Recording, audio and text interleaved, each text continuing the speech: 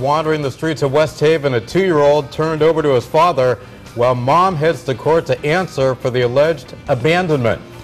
Good evening, everybody. I'm Keith Kuntz. I'm Ann Nyberg. The child, when rescued by strangers, only had on a diaper and a T-shirt. The mother didn't even realize her son was out and about on his own missing. She's charged with risk of injury to a minor and was in court today explaining how he got out of the house on his own. News 8's Stephanie Simone confronted that mom outside of court. She joins us now from News 8 Control with more. Stephanie. Keith, and the mother, Kashana Miller, covered her face when she came out of the Milford Superior Court, but said someone was supposed to be watching the child. She wouldn't say who.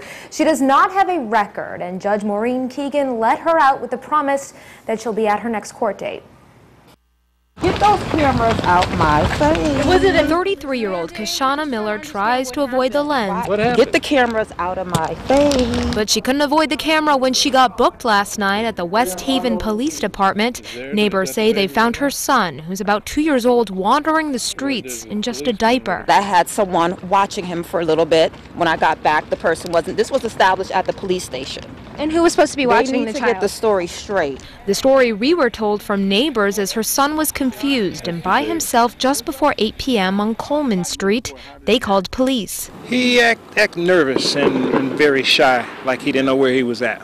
Beavers says about 2 hours later they found Miller and put her in cuffs.